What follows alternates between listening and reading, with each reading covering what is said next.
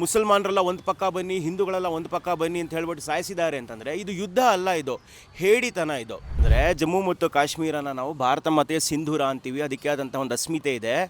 ಅದನ್ನ ಶಿರಭಾಗ ಅಂತ ನಾವು ಹೇಳ್ತೀವಿ. ಯಾರಿಗೇ ಆಗಲಿ, ಈಗ ಒಬ್ಬ ವ್ಯಕ್ತಿಗೆ ಆಗಲಿ ಸುಮ್ಮನೆ ತಲೆ ಮೇಲೆ ಹೊಡೀತು ಅಂತಂದ್ರೆ ಅವ್ರ ಕೋಪ ಬರುತ್ತೆ. ಮಾರೀಚ ಸುಬಾ ಅಂತ ಇಬ್ಬರು ರಾಕ್ಷಸರಿದ್ರು, ಹೋಮ ಮಾಡೋರ್ಗೆ ಹೋಗಿ ತೊಂದರೆ ಕೊಡೋರವರು. ಒಳ್ಳೆತನಕ್ಕೆ ಯಾವತ್ತೂ ಕಷ್ಟ ಕೊಟ್ಟೇ ಕೊಡ್ತಾರೆ. ನಾವು ಹಿಂದೂಗಳಂಗೆ ನಾವು ಒಳ್ಳೆಯವರು, ನಾವು ಉದಾರ ಮನೋಭಾವದವರು, ಶಾಂತಿ ಪ್ರಿಯರು ಅಂತ ಅಂದ್ಕೊಂಡಿದ್ದೀವಿ. ಅವ್ರಿಗೆ ಗೊತ್ತಿಲ್ಲ ಯಾವತ್ತೇ ಇದ್ರೂ ದಂಡಂ ದಶಗುಣಂ ಭವೇತ್ ಅಂತ.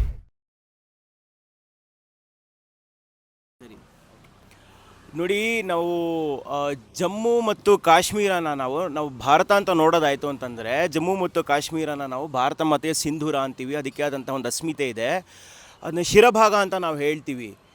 ಯಾರಿಗೇ ಆಗಲಿ, ಈಗ ಒಬ್ಬ ವ್ಯಕ್ತಿಗೆ ಆಗಲಿ ಸುಮ್ಮನೆ ತಲೆ ಮೇಲೆ ಹೊಡೀತು ಅಂತಂದ್ರೆ ಅವ್ರ ಕೋಪ ಬರುತ್ತೆ. ನಮ್ಮ ಒಂದು ಜಮ್ಮು ಆ್ಯಂಡ್ ಕಾಶ್ಮೀರ ಇವತ್ತೇನು ಪ್ರಾಂತ್ಯ ಇದೆಯೋ ಅದಕ್ಕೆ ಪುರಾತನ ಕಾಲದಿಂದನೂ ಸನಾತನ ಧರ್ಮದಲ್ಲಿ ಪುರಾಣದಿಂದನೂ ಬಹಳ ದೊಡ್ಡ ಇತಿಹಾಸ ಇದೆ. ಅಲ್ಲಿ ಬಾರಾಮುಲ್ಲಾ ಅನ್ನೋ ಕ್ಷೇತ್ರ ಇದೆ, ಅನಂತನಾಗ್ ಅನ್ನೋ ಕ್ಷೇತ್ರ ಇದೆ, ಸೀತಾಮಾತೆಯ ತಪೋಭೂಮಿ ಅದು, ಸಿಯಾಲ್ಕೋಟ್ ಅನ್ನೋ ಒಂದು ಜಾಗ ಇತ್ತು, ಸರಸ್ವತಿಯ ತಪೋಭೂಮಿ ಅದು. ಇದಕ್ಕೆ ಸನಾತನ ಧರ್ಮದಲ್ಲಿ ಒಂದು ಬಹು ಮುಖ್ಯವಾದಂತಹ ಒಂದು ಅಂಗ ಕಾಶ್ಮೀರ ಆಗಿತ್ತು. ಕಾಶ್ಮೀರ ಪ್ರಾಂತ್ಯ ಏನಿದೆಯೋ ಇವತ್ತಿಗೂ ಅಲ್ಲಿ ಹಲವಾರು ಪಂಡಿತರುಗಳಿದ್ದಾರೆ. ಈ ಒಂದು ದೇಶದ ಅಸ್ಮಿತೆ ಮತ್ತು ಈ ಒಂದು ದೇಶದ ಒಂದು ಸಾಂಸ್ಕೃತಿಕ ಒಂದು ಕಟ್ಟುಪಾಡು ಏನಿದೆಯೋ ಅದಕ್ಕೆ ಒಂದು ದೊಡ್ಡ ಕಾಂಟ್ರಿಬ್ಯೂಷನ್ನೇ ಕಾಶ್ಮೀರ ಪ್ರಾಂತ್ಯ. ಇವತ್ತು ಆ ಜಾಗದಲ್ಲಿ ನಾವು ನೋಡ್ತಿದ್ರೆ ಬರೀ ಟೆರರಿಸಮು ಮತ್ತು ಈ ಒಂದು ದಾಳಿ, ರಕ್ತಪಾತ ಇಂಥದ್ದು ಕೇಳಿದ್ರೆ ಎಂಥವ್ರಿಗಾಗಲಿ ಬೇಸರ ಆಗೇ ಆಗುತ್ತೆ. ಈಗ ಮೊನ್ನೆ ನಡೆದಿರೋಂತಹ ಪೆಹಲ್ಗಾಮ್ ಒಂದು ದಾಳಿ ಕೂಡ, ಅಥವಾ ಏನಲ್ಲಿ ಒಂದು ಕೃತ್ಯ ನಡೆದಿದೆಯೋ ಅದು ಕೂಡ ಬಹಳ ಬೇಸರದ ಸಂಗತಿ. ಅಮಾಯಕರನ್ನ ಹೋಗಿ ಸಾಯಿಸಿಬಿಟ್ಟಿದ್ದಾರೆ. ಅವರು ಪಾಪ ಅಲ್ಲಿ ಪ್ರವಾಸೋದ್ಯಮಕ್ಕೆ ಅಂತ ಪ್ರವಾಸಕ್ಕೆ ಹೋದವ್ರನ್ನ ಪ್ರಾಣ ಕಳ್ಕೊಂಡಿದ್ದಾರೆ ಅಂತಂದರೆ ಎಂಥವ್ರಿಗೆ ಆಗಲಿ ಅದು ಧರ್ಮದ ಆಧಾರಿತವಾಗಿ ನಡೆದಿದೆ.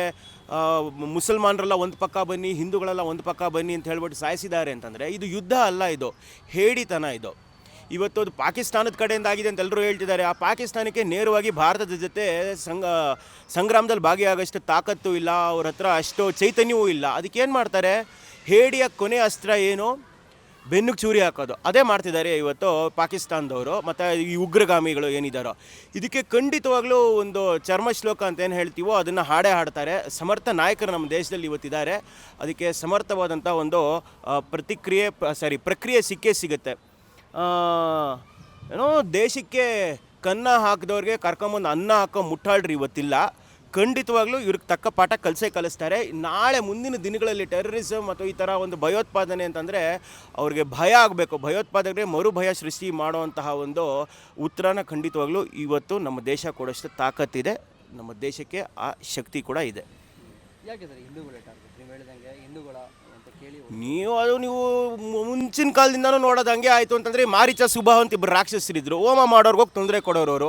ಒಳ್ಳೆತನಕ್ಕೆ ಯಾವತ್ತೂ ಕಷ್ಟ ಕೊಟ್ಟೇ ಕೊಡ್ತಾರೆ. ನಾವು ಹಿಂದೂಗಳಂಗೆ ನಾವು ಒಳ್ಳೆಯವರು, ನಾವು ಉದಾರ ಮನೋಭಾವದವರು, ಶಾಂತಿ ಪ್ರಿಯರು ಅಂತ ಅಂದ್ಕೊಂಡಿದ್ದೀವಿ. ಅವ್ರಿಗೆ ಗೊತ್ತಿಲ್ಲ ಯಾವತ್ತೇ ಇದ್ರೂ ದಂಡಂ ದಶಗುಣಂ ಭವೇತ್ ಅಂತ ಒಂದು ನಮ್ಮಲ್ಲಿ ಒಂದು ನಂಬಿಕೆ ಇದೆ. ಮುಳ್ಳನ್ನು ಮುಳ್ಳಿಂದನೇ ತೆಗಿಬೇಕು ಅಂತ ಒಂದು ಮಾತಿದೆ. ಇವಾಗ ಅವ್ರು ಏನು ಭಾಷೆ ಮಾತಾಡಿದಾರೋ ಅದೇ ಭಾಷೆಯಲ್ಲಿ ಅವ್ರಿಗೆ ಉತ್ತರ ನಾವು ಕೊಡ್ತೀವಿ. ಕೊಡೋವಂಥ ಸಮಯ ಬಂದಿದೆ, ನಾವು ಅರ್ಥ ಮಾಡ್ಕೊಬೇಕು. ಒಳ್ಳೆತನಕ್ಕೆ ಯಾವಾಗಲೂ ದಾಳಿ ಆಗೇ ಆಗುತ್ತೆ. ಆ ಸಹಿಷ್ಣುತೆ ನಾವು ಎಲ್ಲನೂ ತಡ್ಕೊತೀವಿ. ನಾವು ಸೆಕ್ಯುಲರ್ ಅಂತ ನಾವು ಹೇಳ್ಕೊತೀವಿ, ಎಲ್ಲರೂ ಒಂದೇ, ಏಕತಾ ಭಾವ ಅಂತ ಅಂತೀವಿ, ಏಕ ಭಾರತ್ ಶ್ರೇಷ್ಠ ಭಾರತ್ ಅಂತೀವಿ. ಆದರೆ ಅವ್ರು ಸೆಪರೇಟಿಸ್ಟ್ಗಳು ಎಲ್ಲನೂ ವಿಂಗಡಣೆ ಮಾಡೋದು ಇಂಥದ್ದೇ ಮಾಡ್ಕೊಂಡಿದ್ದಾರೆ. ಇದಕ್ಕೆ ತಕ್ಕ ಉತ್ತರ ಮುಂದಿನ ದಿನಗಳಲ್ಲಿ ಗೊತ್ತಾಗುತ್ತೆ. ಇದು ಪಾಕಿಸ್ತಾನವ್ರು ಅಂತ ನಿಮಗೆ ಹೆಂಗೆ ಅನ್ಸುತ್ತೆ? ಅಂದರೆ ಆ ಒಂದು ದೇಶದವರು ನಾನು ಇಲ್ಲಿ ಕೂತ್ಕೊಂಡು ಪಾಕಿಸ್ತಾನವರೇ ಮಾಡಿದ್ದಾರೆ, ಅವ್ರು ಮಾಡಿದ್ದಾರೆ, ಇವ್ರು ಮಾಡಿದ್ದಾರೆ ನಾನು ಹೇಳಕ್ಕೆ ನಮ್ಗೇನು ಗೊತ್ತಿದೆ?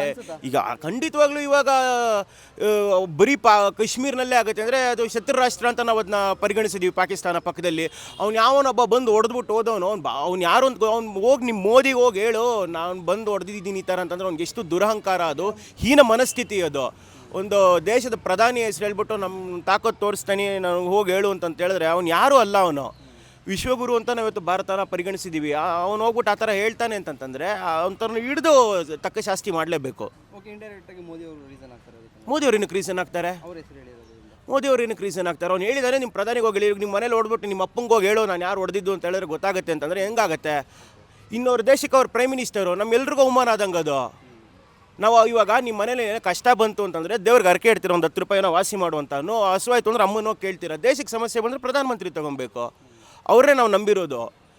ಆಯಿತಾ. ಇವಾಗ ಹೋಗ್ಬಿಟ್ಟು ಪ್ರಧಾನಮಂತ್ರಿ ಹೆಸರು ಹೇಳ್ಬಿಟ್ಟು ಹೋಗ ಅವ್ರಿಗೆ ಹೋಗಿ ಹೇಳೋ ಅವ್ರಿಗೆ ಹೊಡೆದಿದ್ದೀನಿ ನಾನು ಅಂತಂತಂದರೆ ಅದು ದೇಶಕ್ಕಾಗಿರೋ ಅವಮಾನ. ಅದು ಎಲ್ರಿಗೂ ಆಗಿರೋ ಅವಮಾನ. ಅರ್ಥ ಆಯಿತು ಅಂತಂದರೆ ಸ್ವಲ್ಪ ಜನಕ್ಕೆ ಅದು ಅವ್ರಿಗೆ ಉತ್ತರ ಸರಿಯಾಗಿ ಕಳಿಸ್ಲೇಬೇಕು, ಅವ್ರ ಭಾಷೆಯಲ್ಲೇ ಕಳಿಸ್ಬೇಕು. ಓಕೆ, ಅಲ್ಲಿ ಸ್ಟೇಟ್ ಗೌರ್ಮೆಂಟ್ ಅಷ್ಟು ಸ್ಟ್ರಾಂಗ್ ಇಲ್ಲ ಅಂತ ಡಿಪೆಂಡ್ ಅವರು. ಆ ರಾಜಕಾರಣ ಎಲ್ಲ ನಮಗೆ ಗೊತ್ತಿಲ್ಲ, ಅದೆಲ್ಲ ಗೊತ್ತಿಲ್ಲ. ಗೊತ್ತಿಲ್ಲ, ಅದೆಲ್ಲ ರಾಜಕಾರಣ ನಮ್ಗೆ ಅಷ್ಟೊಂದು ಗೊತ್ತಿಲ್ಲ. ಅದು ಕಾಶ್ಮೀರ ಮುಂಚೆಯಿಂದನೂ ಅದು ಸ್ವಲ್ಪ ಪ್ರತ್ಯೇಕವಾದಿ ಇರುವಂತಹ ಪಕ್ಷಗಳೇ ಅಲ್ಲಿ ಬಂದು ಅವ್ರದ್ದೇ ಆದಂಥ ಕೆಲವು ಬೇರೆ ಸಿದ್ಧಾಂತಗಳು ಇಟ್ಕೊಂಡು ಅವ್ರದ್ದೇ ಆದಂಥ ಬೇರೆ ಮನೋಭಾವಗಳೇ ಅಲ್ಲಿದೆ. ಅದರ ಆಳ ಅದೆಲ್ಲ ನಮ್ಗೆ ಗೊತ್ತಿಲ್ಲ. ಅದ್ರ ಬಗ್ಗೆ ಗೊತ್ತಿಲ್ಲದೆ ಕಮೆಂಟ್ ಮಾಡೋದು ತಪ್ಪಾಗುತ್ತೆ. ನನಗೆ ಗೊತ್ತಿರೋದು ಇಷ್ಟು ಮಾತ್ರ ಹೇಳಬಲ್ಲೆ. ಈಗ ಆಗಿರೋದು ಬಹಳ ಅಕ್ಷಮ್ಯ. ಇದಕ್ಕೆ ಖಂಡಿತವಾಗ್ಲೂ ಉತ್ತರ ಕೊಡ್ತಾರೆ. ಯಾವ ರೀತಿ ಶಿಕ್ಷೆ ಆಗಬೇಕು ನೀವು ಎಕ್ಸ್ಪೆಕ್ಟ್ ಮಾಡೋದಾದ್ರೆ? ಇನ್ನು ಮುಂದಿನ ದಿನ ನಾನು ಆಗಲೇ ಹೇಳಿದ್ನಲ್ಲ, ಭಯೋತ್ಪಾದನೆ ಅನ್ನೋಂಥ ಯೋಚನೆ ಬಂದ್ರೆ ಅವ್ರಿಗೆ ಭಯ ಆಗಬೇಕು ಅಂತ ಉತ್ತರ ಕೊಡಬೇಕು. ನಾನು ಕ್ರೌರ್ಯನಲ್ಲಿ ಹೇಳ್ತಿದ್ದೀನಿ ಅಂತಲ್ಲ, ಇದು ಅವ್ರು ಮಾಡಿರೋದು ಕ್ರೌರ್ಯ. ಮುಂದಿನ ಸರ್ತಿ ಯೋಚನೆ ಮಾಡಬೇಕಾದ್ರೆ ನಾನು ಅಯ್ಯೋ ಈ ಥರ ಒಬ್ಬರ ಮೇಲೆ ಹೋಗಿ ದಾಳಿ ಮಾಡ್ತೀನಿ ಅಂತಂದರೆ ಅವ್ರಿಗೆ ಹೆದರಿಕೆ ಆಗಬೇಕಂತ ಚಿಂತನೆನೂ ಬರಬಾರ್ದು ಅಂತ ಉತ್ತರ ಕೊಡಬೇಕು. ಸೆಟ್ಟಿಗೆ ಎಕ್ಸಾಂಪಲ್ಸ್ ಅಂತಾರಲ್ಲ ಹಾಗೆ. ಬೀಟ್ಲೆಸ್ ಕರ್ನಾಟಕ.